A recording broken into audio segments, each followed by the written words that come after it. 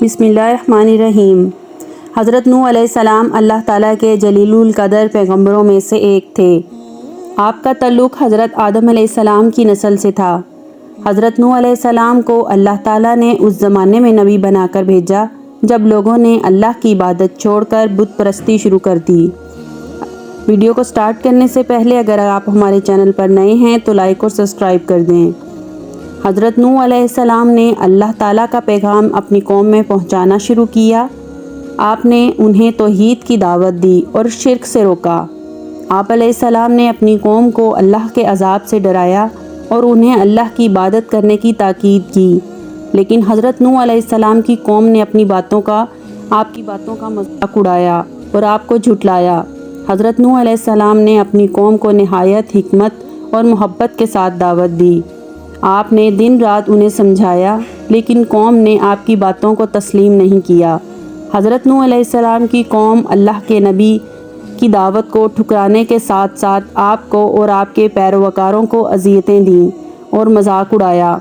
حضرت نوح علیہ السلام نے اللہ تعالیٰ سے مدد کی دعا کی اور اپنی قوم کے حق میں بد دعا کی، کیونکہ وہ لوگ مسلسل نافرمانی پر تلے ہوئے تھے اور ہدایت کو قبول کرنے کے لیے تیار نہیں تھے۔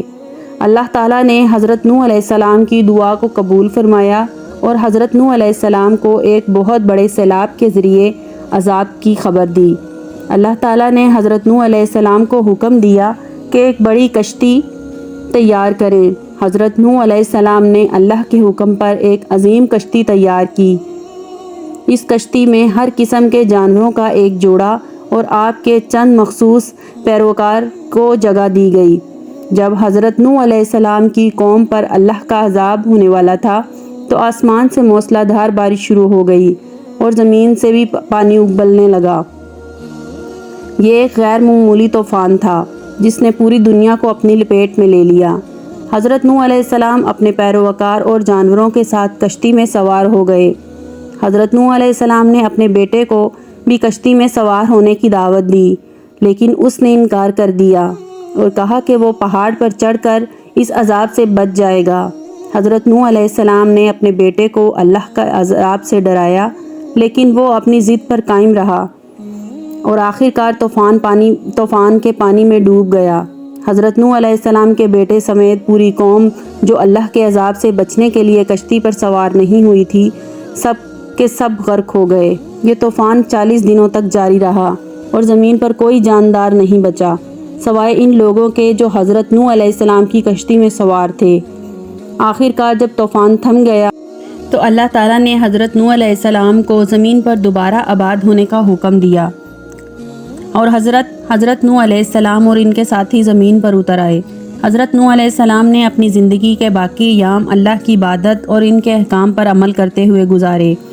انہوں نے زمین پر اپنے پیروکار کے ساتھ ایک نئی زندگی کا آغاز کیا۔